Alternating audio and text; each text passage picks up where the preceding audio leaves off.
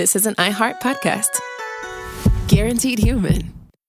Work can be a little weird. Cringy training seminars, coworkers who won't stop talking about their plant, forgetting the mute button at an inopportune moment. We have to deal with a lot on any given workday. Sometimes it can feel hard to thrive and move forward in your career. Well, that's where LinkedIn comes in. LinkedIn helps you get ideas and insights from experts in your field, connect with people professionally, grow your network, and access tools designed to help you find the right fit for your next role. Whether you're just getting started, figuring out your next move, or looking to accelerate your career, LinkedIn is built to support you at every stage because LinkedIn is the network that works for you. Visit linkedin.com/knowstuff to learn more. If audiobooks are your thing and you've been meaning to listen to more of them, you should check out a podcast called Earsay, the Audible and iHeart Audio Club, hosted by Cal Penn. Each episode spotlights standout audiobooks on Audible across all kinds of genres: sci-fi, comedy, romance, thrillers, and more, with Cal talking to guests who help break down what makes each story worth listening to. It's a fun, easy way to discover your next great audiobook. Check out Earsay on the iHeartRadio app, Apple Podcasts, or wherever you get your podcasts. Hi everyone, it's Josh, and we can officially kick off the holidays with the annual release of our Star Wars Holiday Special episode. I hope by now it's become an annual tradition in your home rather than a deepening annoyance, and I hope it brings you glad tidings rather than rage listening. I know some of you have been at it since September, but let the 2023 holidays begin. Welcome to Stuff You Should Know, a production of iHeartRadio.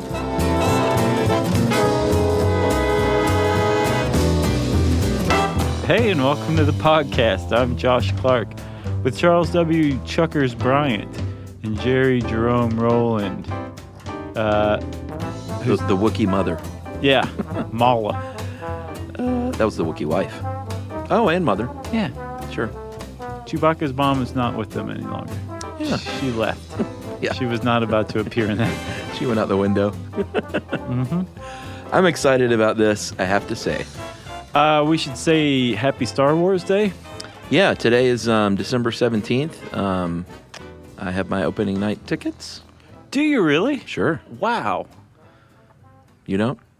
Do you care? You into it? Yeah, I will definitely go see it in the theater, but Okay. I won't be there opening night. Sure. I've gotten really adept at ignoring spoilers, people talking about stuff, Yeah. all that. So I could conceivably see this movie a month after it comes out, And it's all good. and still going fresh. Yeah, that's good. I'm an ostrich. Yeah. You black yourself out. Yeah, You go dark. I do. I make myself go to sleep. Basically, You go to the dark side. I've been there a while now. Well, happy Star Wars Day, though. I'm sure that I think this pairs nicely with Christmas, Star Wars Day. It's all come together. Yes. We already missed Life Day, though, so happy belated Life Day, Chuck. Are they celebrating it this year? November 17th. Yeah, but it's every 3 years.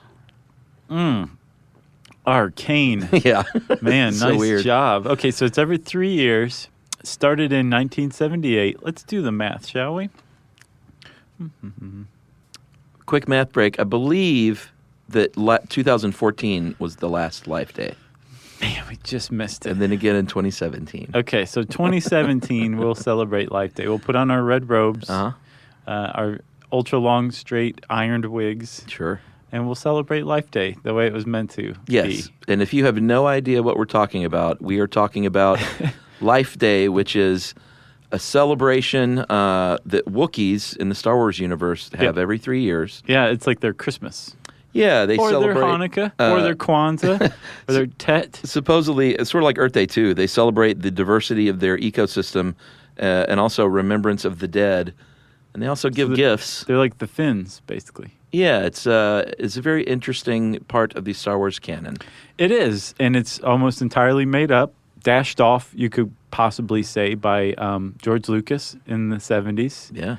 And it's the basis of what has become derided as like one of the worst things that ever happened to the Star Wars galaxy. Well, not only that, one of the worst things ever aired on television. Yeah, in Which- this galaxy. Yeah, at first that sounds like hyperbole, like come on, it's because it was Star Wars and we had high expectations. but it's really that bad. Yeah, the people who say that haven't seen even a second of it. Yeah. Yeah. However, I watched it when I was a kid, Uh-huh. then again this week, Yeah. and you watched it twice this week. Yeah, I watched it last night and this morning. There's something about it. It's mesmerizing. It really is. It's one of those things that you start watching it and you want to turn it off, but you want to see just how absurd it can get almost. Yeah, and it starts absurd. It stays absurd in the middle. Yeah. It gets increasingly more absurd.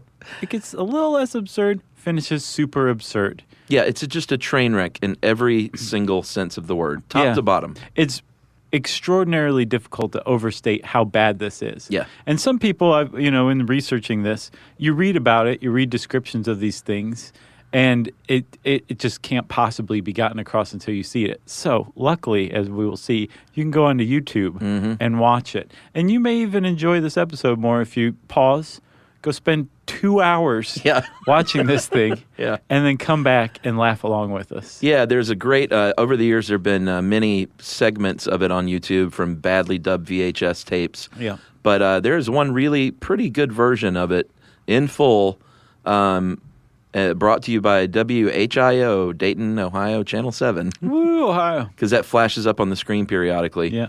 Man, it is high quality. Yeah, it looks good. It has to basically be the copy that the actual affiliate broadcast. Yeah. It's like that quality. Compared to the other stuff floating around on YouTube, it's clearly recorded on a 1978 VCR. Yeah, which were really expensive. Very expensive. I did some calculating on West Egg. Okay. So the average VCR went for about $1,000. They were brand new. That's amazing. $1,000 in 1978 money. So they're about $3,800 in 2014 money. Crazy.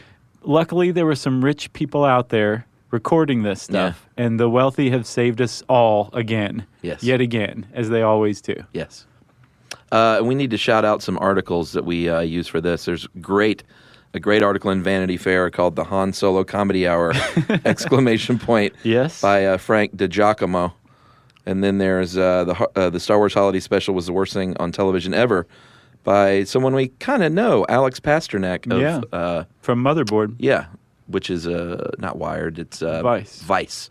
Yes. We wrote a little bit for Motherboard back then, and we had a call with Alex. We're like old Motherboard vets. Yeah, basically. And wasn't there one more? There was another one, and I don't know who wrote this one, Chuck. Yeah. It's the title's "The Star Wars Holiday Special George Lucas Wants to Smash Every Copy of with a Sledgehammer," which is a famous quote, supposedly at a convention by Lucas. Yes, which is not correct. He didn't ever say that? No. Okay, that sounded like something that people made up. Yes, but if you go on the internet, you will quickly believe that he did, but apparently he didn't. So I'm sure he felt that way, though. Clearly. Because he did appear on Robot Chicken in, I think, 2005 on the therapist's couch talking about how much he hated the special. All right, so let's set the background, shall we? Shall we go back to 1977? Yeah. Summer? Getting the old Wayback Machine. All right, let's do it.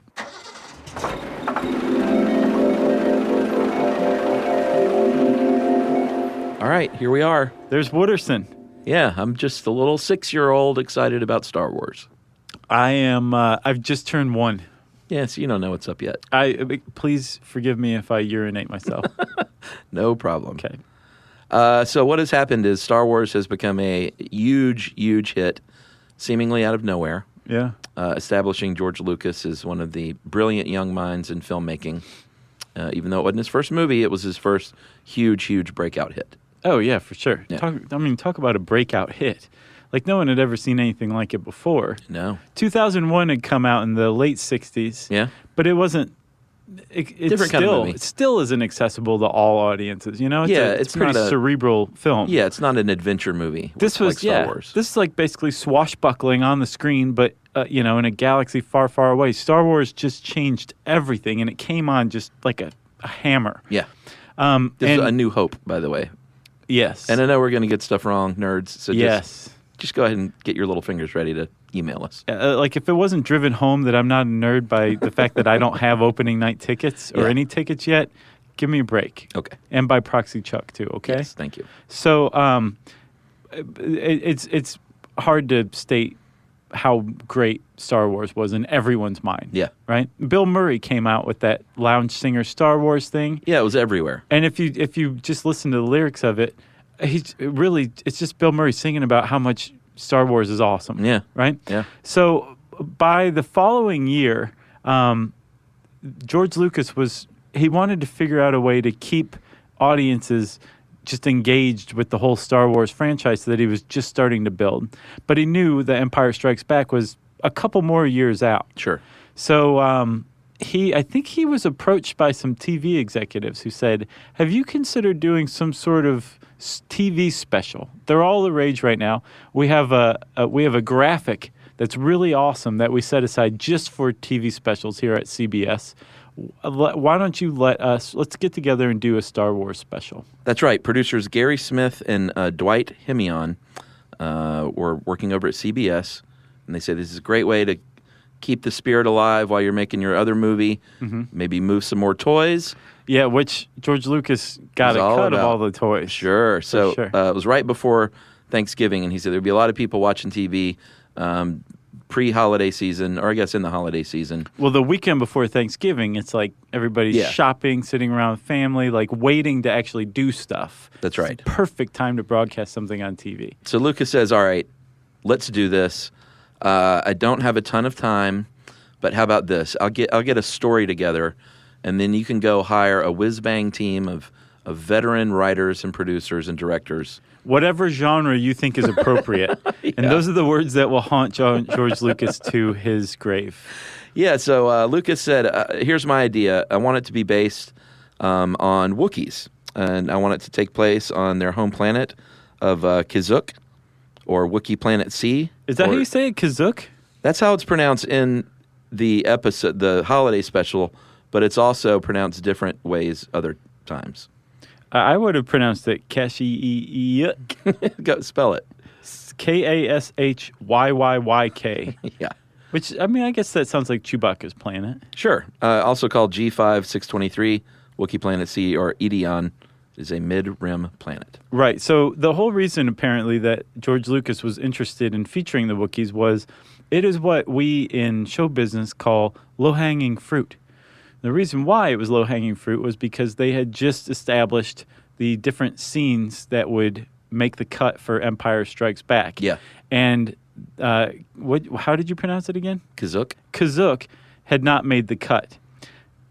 Even prior to this, apparently for A New Hope, George Lucas had whipped up a 40-page, what's known as the Wookiee Bible. Yeah. It's like a 40-page supplement that's all about Kashyyyk and Wookiees and Chewbacca and his family and everything about Wookieedom, right? That's right. So he's like, I've got this thing already, established. I love Wookiees. They didn't make the cut. I'm a little sad about that. Kashyyyk is not gonna show up in Empire Strikes Back. Let's build the entire special around Wookiees. It's basically the one demand George Lucas has. Yeah.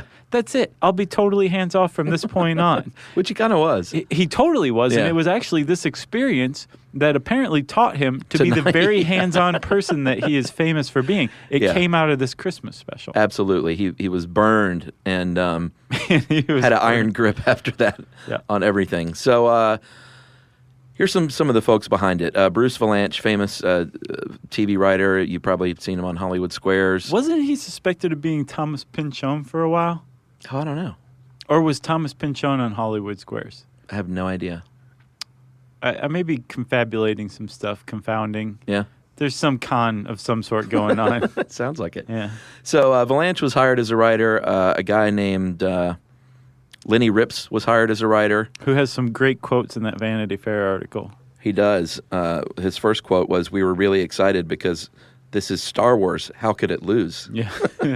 Famous last words. Who else was hired? There was a husband and wife team, the Welches, Yeah. who are the parents of folk singer Gillian Welch, who I'm a big fan of. Yeah. And I had no idea that her parents, they were producers/songwriters of the day. They were big on the variety show scene, which would turn out to be a really key cog in this whole experience. So I feel like right about here, Jerry should insert a needle coming off of a record sound effect. Yeah.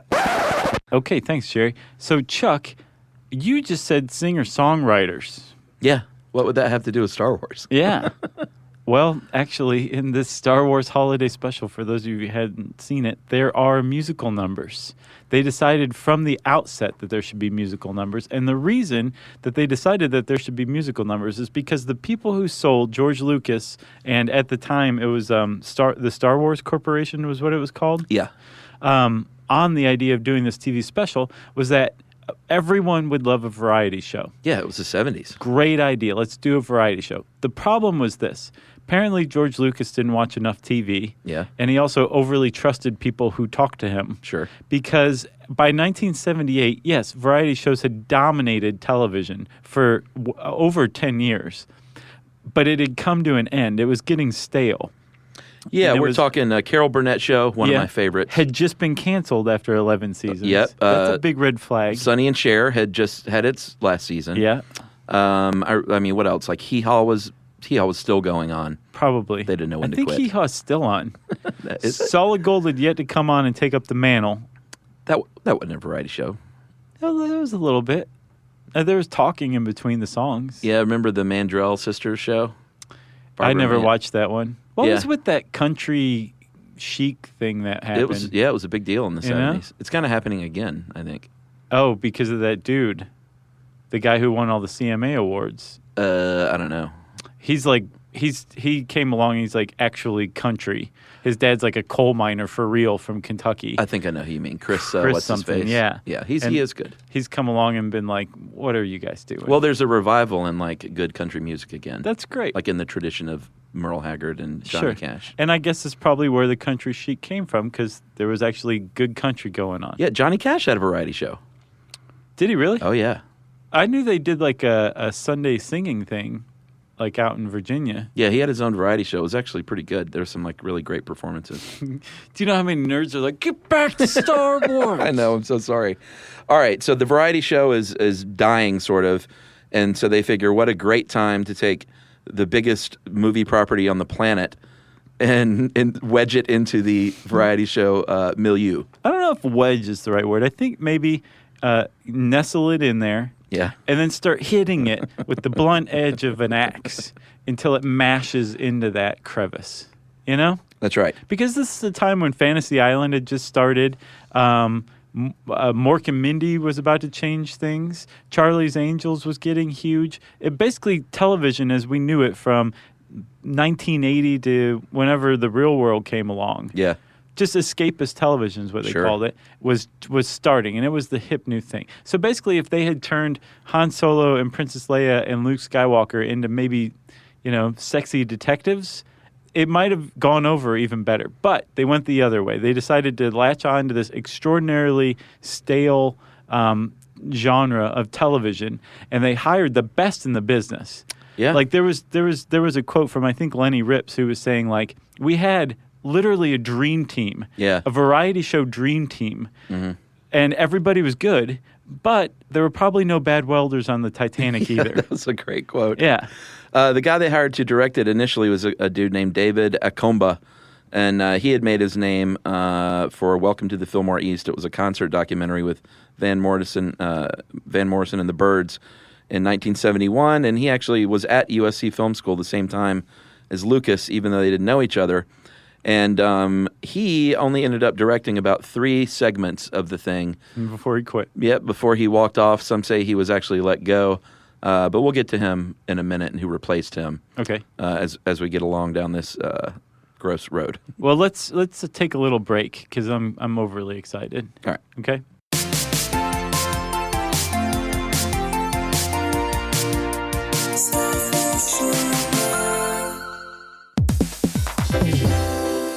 Have you ever invested in something that seemed incredible at first but didn't live up to the hype? Well, marketers know that feeling. They optimize for the numbers that look great, impressions, reach, and reacts. But when they don't show revenue, well, that's a not so great conversation with the CFO. LinkedIn has a word for that: bull spend. That's right, because you need to invest in what looks good to your CFO. LinkedIn Ads generates the highest ROAS, 121% of all major ad networks. You can reach the right buyers with LinkedIn Ads, and you can target by company, industry, job title, and more. So cut the bull spend Advertise on LinkedIn, the network that works for you. Spend $250 on your first campaign on LinkedIn ads and get a $250 credit for the next one. Just go to linkedin.com/SYSK. That's linkedin.com/SYSK. Terms and conditions apply.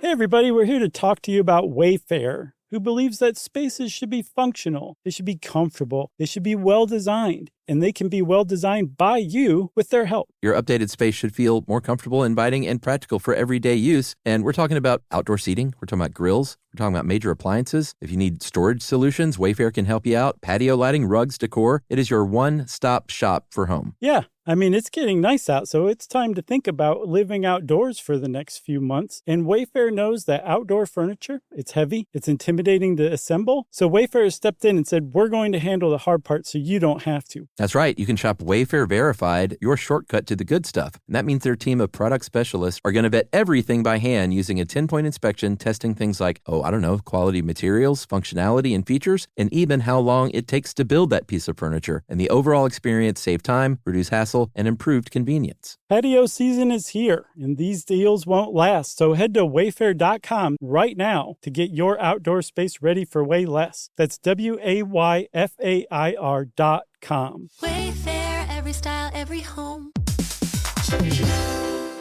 Dell PCs with Intel Inside are built for the moments that matter, for the moments you plan and the ones you don't. Built for the busy days that turn into all-night study sessions, the moment you're working from a cafe and realize every outlet's taken. Yeah, the times you're deep in your flow and the absolute last thing you need is an auto update throwing off your momentum. That's why Dell builds tech that adapts to the way you actually work. Built with a long-lasting battery so you're not scrambling for the closest outlet, and built-in intelligence that makes updates around your schedule, not in the middle of it. That's right. They don't build tech just for tech's sake. They build it for you. Find technology built for the way you work at Dell.com/Dell PCs.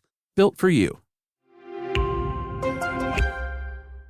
Learning stuff with Joshua and Charles. Stuff you should know. All right, so we've established most of the main players. We'll get to a few more. Mm-hmm. We should point out that Mark Hamill and Harrison Ford and Carrie Fisher, Sure. Peter Mayhew. They had no grounds to refuse to be on this, basically. Yeah, pretty much. They were not huge stars yet. They could throw their weight around and say, this is terrible and I'm not doing it. They were big overnight because of Star Wars, for sure, but they weren't to the adoring public. Sure. Back at the studio, they could still be bossed around, and this was the result of it. And you can tell also, just from watching the actual special, Harrison Ford is not happy to be there at any point. Oh, no. Princess Leia is clearly on drugs. Was she on drugs at this point? If you watch it, she's on drugs, especially the ending scene. Mark Hamill looks like he's happy to be there, actually. He was fine, but apparently he said, no, I'm not doing a musical number. Yeah. And if you watch his part, wedging a musical number in there would have been even more painful. Sure. But everybody who was part of the actual Star Wars franchise that wasn't wearing like a full body costume was like, I really wish I wasn't here. And you can tell. Oh, yeah. In fact, in the opening credit sequence, they're showing the picture, the faces of the people. Right. And you see Harrison Ford as if he's flying the Millennium Falcon, and you can just hear the guy off screen going, now look at the camera and just give a nod. Just look at the camera and give a nod. Right. And he finally, you can tell he's pissed off, and he looks up at the camera and just sort of smirks. Yeah, and points at the camera like, okay, I'm looking at the camera, and then goes back to what he's doing. Yeah, it's pretty awesome. I felt bad for him. So early on, Valanche and others kind of... Did you feel bad for him, though, really? Yeah. I mean, like, come on. It's Harrison Ford. It's Han Solo. He has to go do this for like 5 days. Yeah, I felt terrible for him. I think it's hilarious that they had to do this, especially now. Well, early on, Valanche and others knew that they may be in trouble because they decided not to subtitle any of the Wookiee dialogue. Right. And they literally started, after a brief opening scene setting it up. Here's the basic plot is Han Solo is trying to get Chewbacca back to Kashyyyk in time for Life Day so he can celebrate with his family. That's the basis of the entire 2 hours. That's the basis of the entire 2 hours. They encounter a space battle, and they're delayed. And the next 2 hours are kind of what's going on while the delay is happening. Back on Kashyyyk. Because you hear like, oh, okay, well, Han Solo and Chewbacca evading the Imperial Guard and all that stuff for 2 hours. I would watch that. Sure. I would too. Yeah. That's not what they show. Killing time at the Wookiee household. That is what they show. Yeah. That's what they do. It's people hanging out, waiting for Chewbacca, worrying about him. Yeah. And then killing time while they wait for him to come back. Yeah, literally. So, and so hold on. So you say there's a setup, right? Yeah, that's the initial setup. And then, Chuck, that's followed by this. Yeah, it's followed by literally 10 minutes, 10 solid minutes of incomprehensible Wookiee speak. So let's join it for a second, shall we? Yeah. Let's all enjoy it.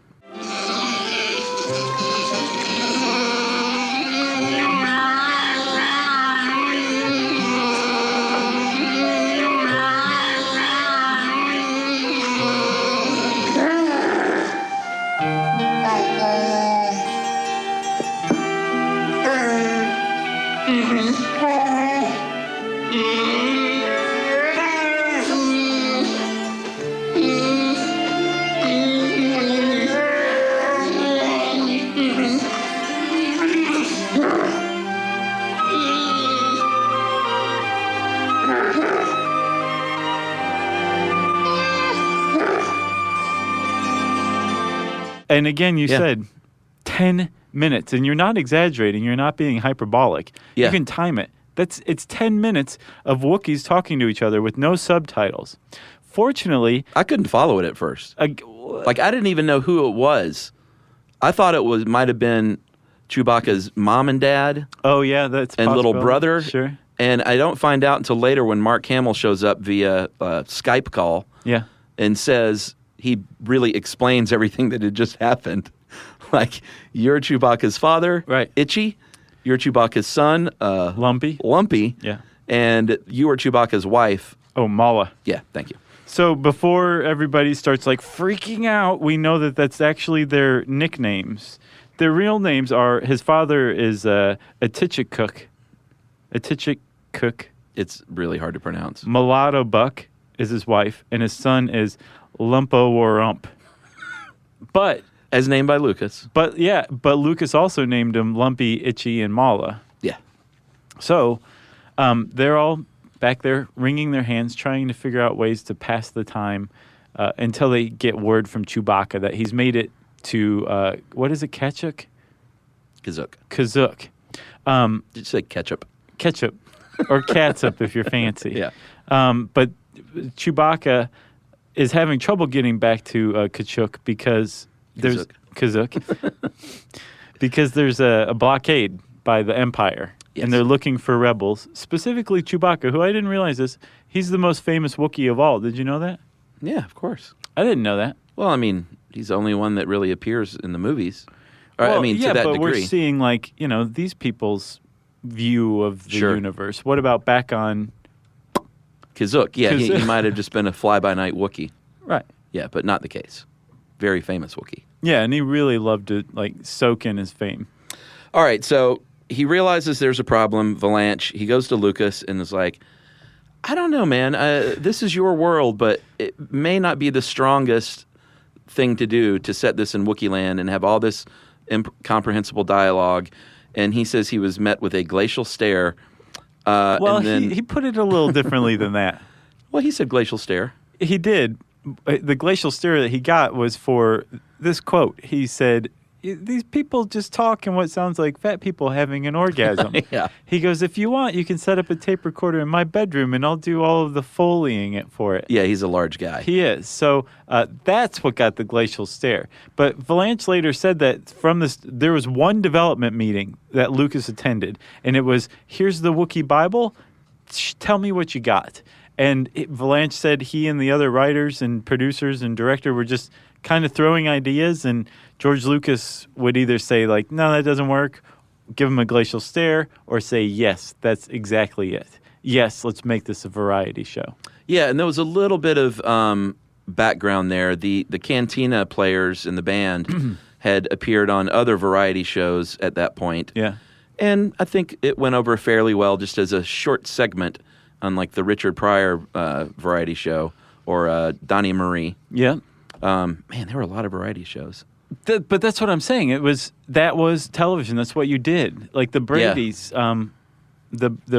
the show had its course, and then it became a variety show. It was just everybody loved variety shows. Yeah, I still do. By this time, though, everybody was sick of variety shows. Right. And so it really was a terrible choice. In fact, they even hired a couple of writers from Shields and Yarnell. Which I hadn't heard of, had you? Oh, yeah. I watched it. It was this mime couple who had their own variety show. And they figured these two will be great because they are used to working without words. Right. So there is a certain logic to the variety show. It's not logic just that, all over the place. It's not just that variety shows were popular at the time. Somebody was like, well, Wookiees, you don't understand what they're saying, so this is all going to be very physical. So these people who did, what is it, Shields and Yarnell? Yeah. That's a perfect choice. That makes complete sense. You can see this whole process of leading up to the point where it was produced and shot and everything. Yeah. A series of like, oh, we have this problem. Well, here's a fix. Yeah. But that leads to another problem. Well, we'll fix it with this. And no one's stepping back and being like, all we've done is create a series of problems that are going to come together and make one extraordinarily large problem that will become legendary. No one did that. And so the whole thing was made. That's right. And it eventually airs on November 17th, 1978, a Friday at 8 p.m. Eastern Time. That's right. And according to Nielsen ratings, it attracted 13 million viewers, lost the second hour. Just in the U.S. It aired in 6 or 7 countries total. Yeah, but no one cares about that. I guess not, because none of those are on the internet, you know? It finished second to The Love Boat in the from 8 to 9. And in the next hour, actually finished behind part 2 of a miniseries about Pearl Harbor starring Angie Dickinson. So it didn't even win their respective hours. No, but 13 million, that's not bad. The thing is, apparently, if you look at the Nielsen ratings graph, for the first hour... Yeah, we know about that graph. It's okay. Yeah, we do. And then after a very important part, which we'll talk about soon, it just drops off at the end of the first hour. And that actually probably made the executives at CBS cringe for a number of reasons. Number one is this special was originally supposed to just be an hour, but so many advertisers wanted to sign on that they extended it to 2 hours. Oh, you can tell. It shines through. You can totally tell that this thing was never supposed to be. I think an hour might have been stretching it, to tell you the truth. Oh, yeah. It's 30 minutes of content, 40 if you're generous, an hour, meh, and then 2 hours, it becomes one of the worst things that was ever put on television. All right, well, let's take a break, and then we'll talk a little bit more about the actual, I even don't want to call it content, but it is content in the strictest definition. Sure. Right after this.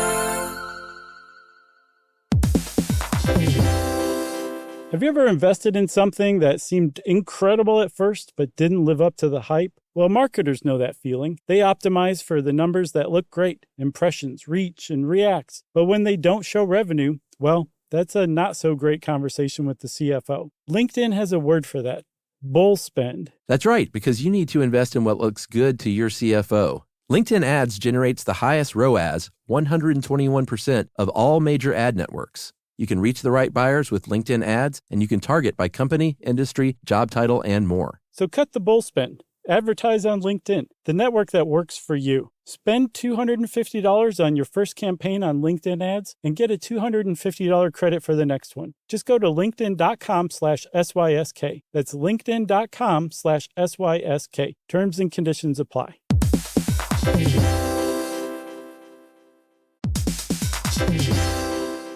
Dell PCs with Intel Inside are built for the moments that matter, for the moments you plan and the ones you don't. Built for the busy days that turn into all-night study sessions, the moment you're working from a cafe and realize every outlet's taken. Yeah, the times you're deep in your flow and the absolute last thing you need is an auto update throwing off your momentum. That's why Dell builds tech that adapts to the way you actually work. Built with a long-lasting battery so you're not scrambling for the closest outlet, and built-in intelligence that makes updates around your schedule, not in the middle of it. That's right. They don't build tech just for tech's sake. They build it for you. Find technology built for the way you work at Dell.com/Dell PCs.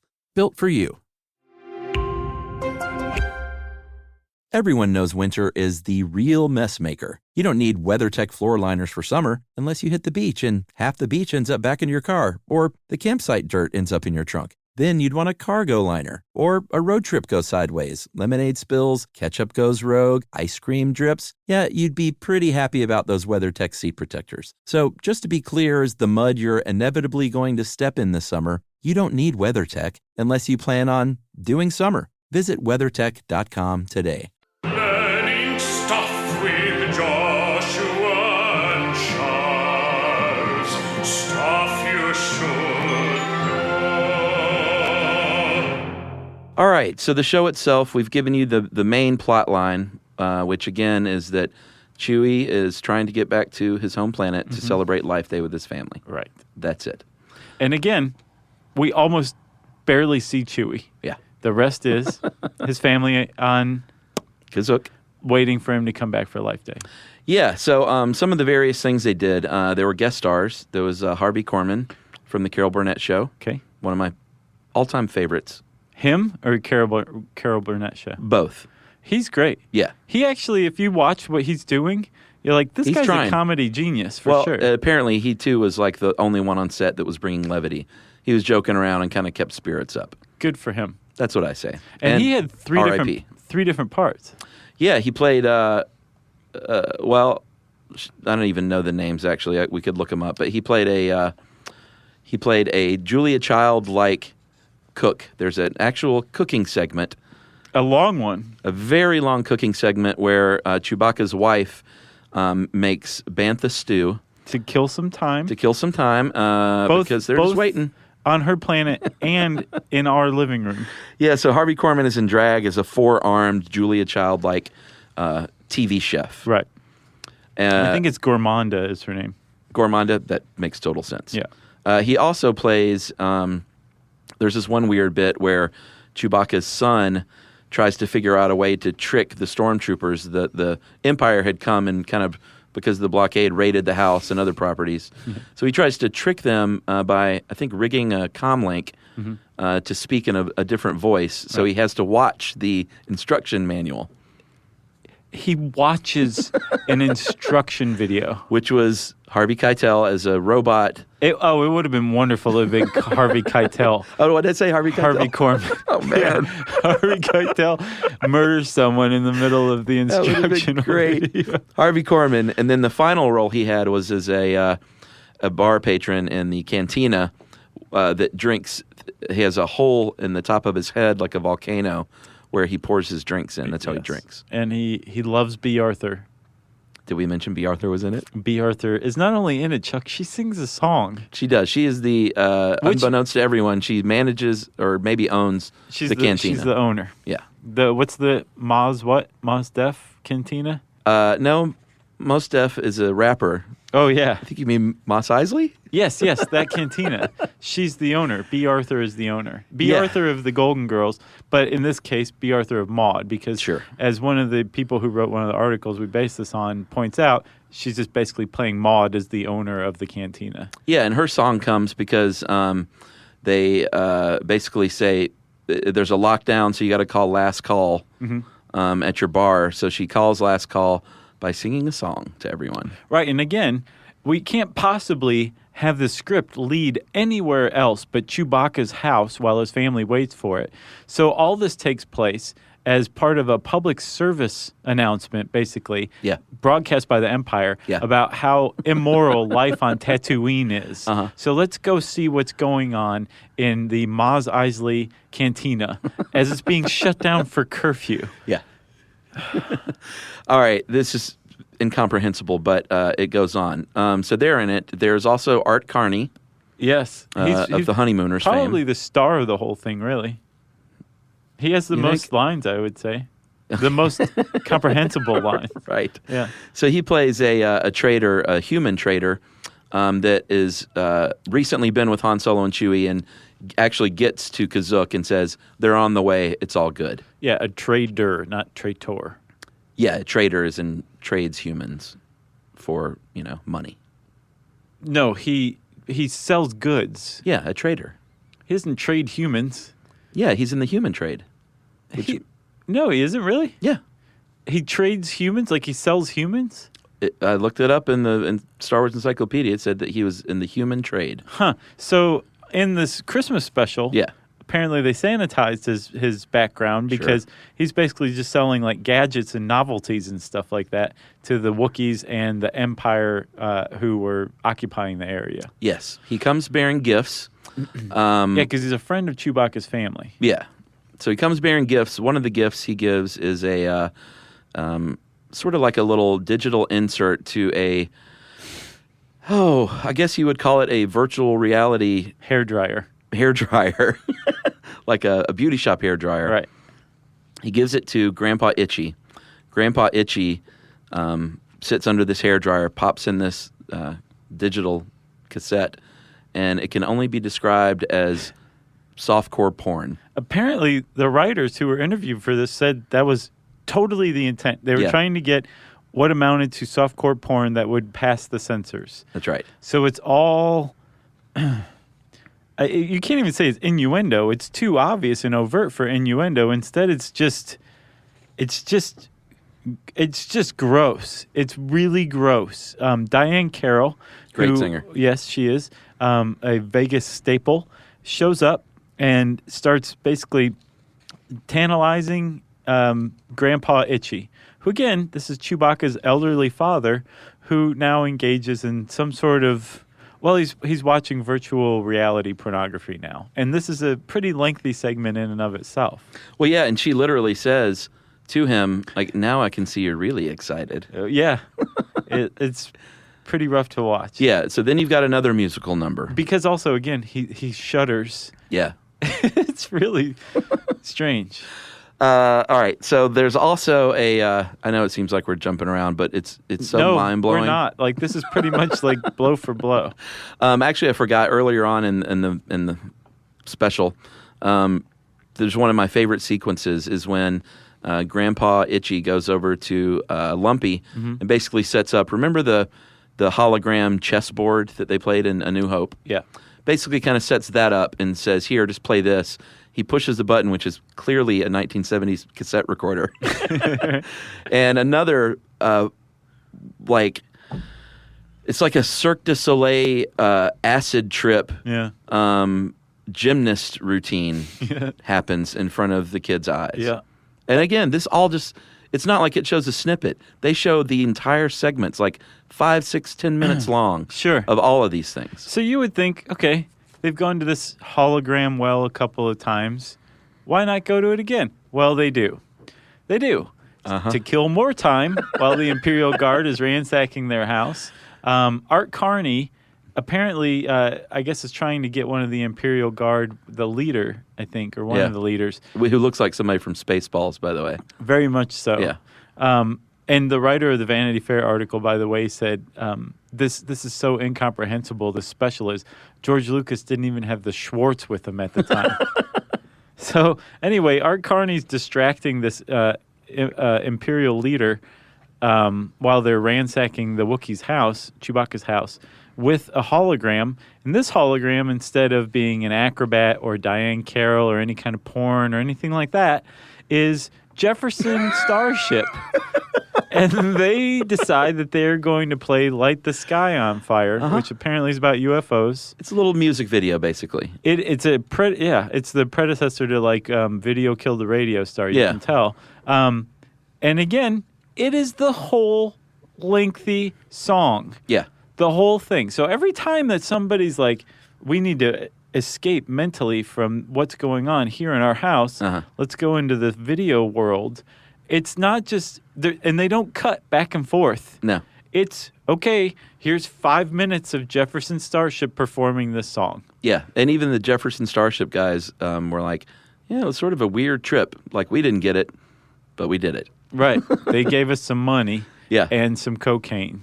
Well, probably so. So we said, yeah. Chuck, I think, though, yet another segment like this is actually widely regarded as the high point of the whole thing. Oh, sure. Agreed. So there is a cartoon, actually. Yeah, that Lumpy watches. Yeah, Lumpy's like, the Imperial Guard is still ransacking my house. I think I'll entertain myself by watching a cartoon on my little, I don't know iPad. I guess it was an iPad. Yeah. And he watches this cartoon, and it's actually remarkable for a number of reasons. It's the best part of the whole special. Yeah, generally agreed upon as such. Right. Not just us. And it introduces Boba Fett. It's the first time Boba Fett ever makes an appearance in the Star Wars universe. Yeah, it's actually not a bad, and you can't find it in the one version I told you to watch. They removed it for copyright, but you can watch a separate version. Right, you can find it on its own. Yeah, and it's very much reminiscent of like the cartoon style of the day, like a He-Man or something. For sure. It's even a little more artsy than that. Yeah, but it does have a plot that you can follow that makes sense as a Star Wars thing. Yeah. And it introduces Boba Fett, like you said, and it's actually not bad. It's like Luke and R2 and C-3PO. Yeah. And they're like they crash on a planet or something. Yeah, and Han and Chewie are in it, and it's the first time we see, and Darth Vader. Mm-hmm. It's the first time we see Boba Fett, and that he is just doing whatever he can do for money. Right. Like Luke trusts him at first. C-3PO's like, "You sure you should trust him this quick?" Yeah. And he's like, "Oh, 3PO, you and your non-trusting ways." Sure. And then it turns out he's selling them out to the dark side. So it's basically Boba Fett is an allegory for George Lucas himself. So the cartoon comes and goes, and that was the thing that came at about the end of the first hour mark. And after that, everybody just turned off their television sets. Yeah, I don't remember. Did you watch this when it came on? Yeah, I remember watching it, but I don't remember much about it, like if I made it through it all. I mean, I was 7 and it was on till 10, so I probably didn't make it through it all. Yeah. Plus, you're probably wasn't allowed. disturbed. Who knows? I just remember that. I'll have to ask my brother. He might have a memory of this. I'll bet he does. I'm sure he met everybody afterward or something like that, has a picture. Well, he was 10 at that point, so cynicism had, become a thing in his life probably. By then? Sure. Didn't Wow. that when cynicism kicks in? I could see Scott holding out to 14, 15. Yeah, maybe so. So, Chuck, the whole thing finally does end. And actually, there's a guy, his name's Nathan Rabin. He writes over at the AV Club. Yeah. He had a great quote. He basically said that one of the great redeeming values of this special is that it does eventually end. Yeah, you know what the first part of the quote is? I'm not convinced the special wasn't ultimately written and directed by a sentient bag of cocaine. Yeah. And go read his review of the Star Wars Holiday Special, because he goes on to describe exactly what that must have been like. Yeah. That development meeting where the bag of cocaine is pacing back and forth, talking about what should happen. Right, that's what it feels like. But it doesn't, and it ends even more. It takes this bizarre 2 hours and wraps it up in just a nice bizarre bow. Yeah, so what happens is eventually Han Solo, should we say spoiler alert? Eventually Han Solo and Chewie make it to the planet. They park on the far side of the planet because they know the Imperial forces are there. And the exercise will do Chewie good. Yeah, so they have to hike over there. They eventually make it back home. They find the stormtroopers at their house. Right. Their tree hut. Yeah, which, way by the way, high up. The paintings that set this up, I don't think we mentioned. I don't even call them matte paintings. It looks like someone painted something on the wall, and they just put a camera in front of it. Pretty much. Yeah. So they get back, and Chewbacca, Han Solo hides around the corner. Chewbacca steps in front of his son to protect him. Sure. Han Solo jumps out, and the stormtrooper trips over a pile of logs and falls over the balcony. And dies in a holiday special. So they wouldn't even, not only could he not shoot first with Greedo, but they couldn't even have him wrestle the stormtrooper and throw him off. He trips over a log. Right. And Han Solo has his hands thrown up wasn't me. It might as well have been a banana peel, Right. But again, this is basically produced by vaudevillians, starring vaudevillians. Why not have the one death take place from basically what amounts to somebody slipping on a banana peel? Exactly. It's a perfect way to end it. So that's that guy basically represents the end of the Imperial threat for the rest of Life Day. Yeah. And we then see Life Day being celebrated, which is celebrated by lots of Wookiees assembling in what looks like a giant Olin Mills portrait. Yeah. And all of them are wearing red robes. Sure. And I know I'm up talking, and it's because my mind is still having trouble wrapping around this. Oh, yeah. And then Princess Leia comes out with C-3PO. Mm-hmm. Is Mark Hamill there? The whole gang's there, if I'm not Okay, mistaken. the whole gang's there. And then they all gather around to hear a great quote from Princess Leia, which we will read verbatim. This holiday is yours, but we all share with you the hope that this day brings us closer to freedom and to harmony and to peace. No matter how different we appear, we're all the same in our struggle against the powers of evil and darkness. I hope that this day will always be a day of joy in which we can reconfirm our dedication and our courage, and more than anything else, our love for one another. This is the promise of the Tree of Life. Cue song. Right. And we should also point out, the Tree of Life has never been mentioned up to this point. I had no idea what that Just was. makes a sudden appearance at the end. And when you said cue song, by cue song you mean Princess Leia starts singing. Yeah, and apparently that was one of the big contingencies on Carrie Fisher being involved. Yeah. She was going through a phase where she was like, I kind of like singing. Bruce Valanche calls it her Joni Mitchell period. Yeah, and she somehow convinced them to let her sing as Princess Leia. And she does. And again, I've said that she looks like she's on drugs. This is the point where she really does look like she's on drugs. And it's not just me. Other writers who've written reviews of this, it's really obvious that she possibly smoked a decent amount of pot before she shot this scene. But she sings okay. It's fine. It's just the fact that Princess Leia is singing. And actually, Bruce Valanche had a really great quote, too. He says that she very much wanted to show this side of her talent. And there was general dismay because this was not what we wanted Princess Leia to be doing. Yeah. She did it anyway. So the whole thing ends with her singing this song about Life Day, which is set loosely to the John Williams Star Wars theme. Yeah. So along the way, the original director quit. A new director, Steve Binder, was hired to finish the job and bring it in. And he did. Over the original $1 million budget, of course, always. He did bring it in, and at this point, George Lucas had he was working on Empire Strikes Back. He didn't know what was going on. He wasn't around for the shoot. No, it wasn't until it aired, I think, that he actually saw it. Yes, and it was a travesty, obviously, if you haven't noticed that by now. Critics hated it. Star Wars fans really hated it. Everybody hated it. The people who were in it hated it. Lucas hated it. Even Harvey Korman secretly hated it. Yeah, even Harvey Keitel hated it. Actually, he loved it. But Lucas has been asked over the years about it a lot, and he doesn't talk about it much. But in 2005, and I don't buy this for a second, he says, it was an interview, he said, the special from 1978 really didn't have much to do with us, That part is true. I can't remember what network it was even on, but it was a thing that they did. That's a lie. There's no way he doesn't know that was CBS. Yeah. We kind of just let them do it. I believe that. It was done by, I can't even remember who the group was, but they were variety TV guys. I'm sure he remembers a few of them. We let them use the characters and stuff, and that probably wasn't the smartest thing to do, but you learn from those experiences. Yeah. I think they even use some of the footage from the movie. At the end. It looks like some of the space stuff. It's like a highlight reel of the gang. Well, and during the, it looked like they had some insert shots of like Imperial cruisers and TIE fighters and stuff that looked like it was from the movie. Remember when Chewbacca leans back and puts his hands behind his head? Yeah. That's in there. It's like just a highlight reel from the movie saying if you like this, go see the movie. Well, and also that means it doesn't match the look of the rest of it at all. Yeah, that's true. It's just sort of inserted in there. They tried. They definitely tried. And George Lucas is totally full of it because in 1987, he told Starlog magazine that the Christmas special would be out on video cassette very soon. Yes.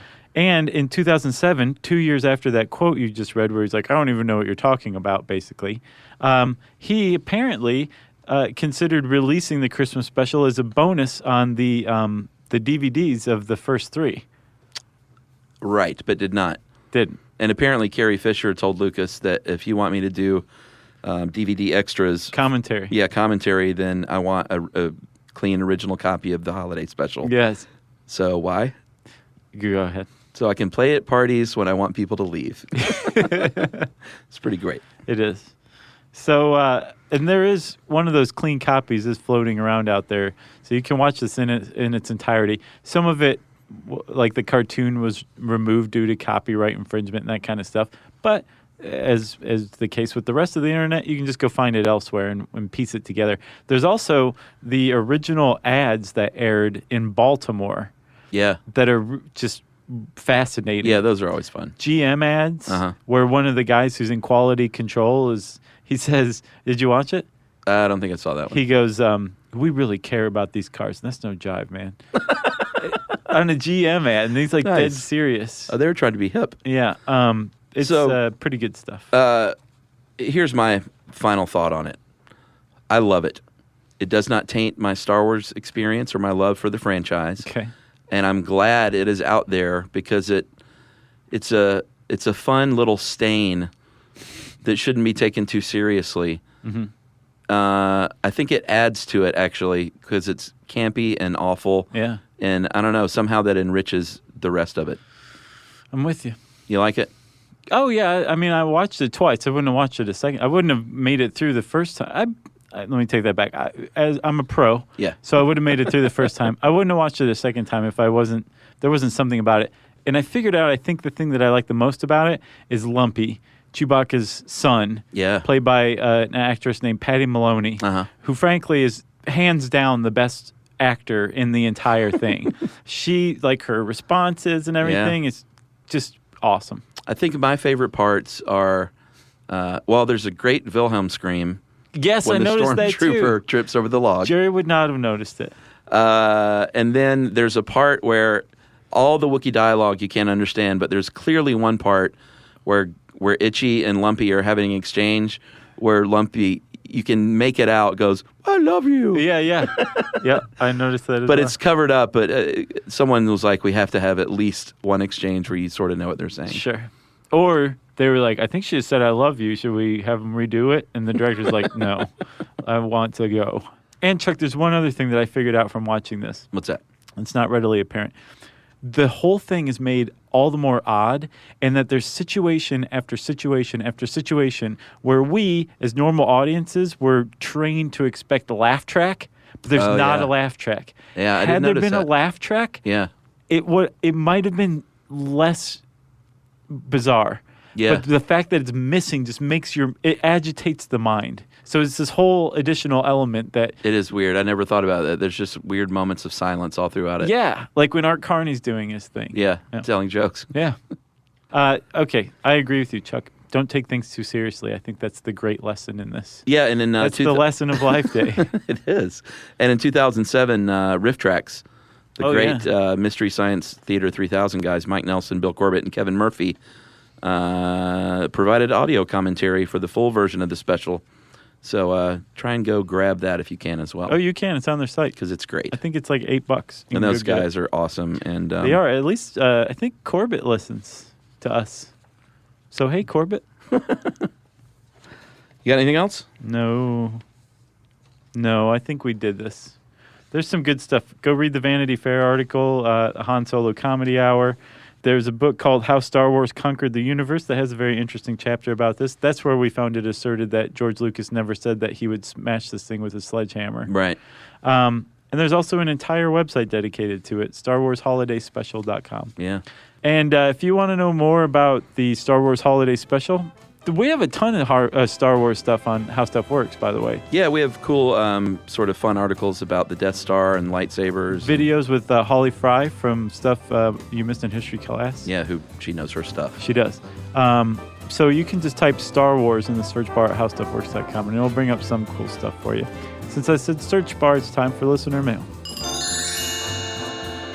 Hey guys, just finished listening to the Voynich Manuscript podcast. Found it super interesting, especially the theories on its definition or origin. I know Josh mentioned Chuck's theory of it being drug-induced is somewhat surprising or even unlikely given the language in the manuscript follows linguistic laws, only founded in the past 100 years. But if you think about it, it's tough to stray away from familiar structures, especially for something like language. I think back to when I was younger and friends invented their own languages, or even in writing a song or poetry, creativity can sometimes be limited by what we know. So just thought I'd contribute that to the conversation. Nice, thanks. Big thanks for all you guys do. I found the podcast after moving to San Diego in the last few years for some noise around my apartment. So basically we were blocking out noise. We do that. Which I love. And then as a way to get through traffic on my commute home from work, you guys are far more interesting and enjoyable than television and YouTube videos. I'm sure I've listened to hundreds and will continue to listen to hundreds more. Keep on keeping on. That is from Amy J. Moffat. Thanks a lot, Amy, in San Diego. Does that mean like place of the whales in German or something like that?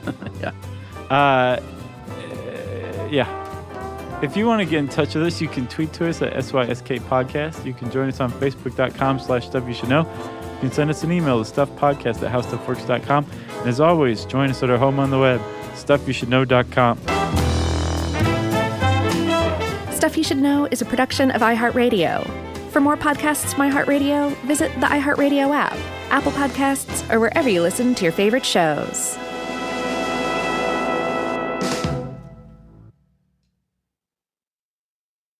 Service opens doors, and at American Military University, it can open doors for the whole family.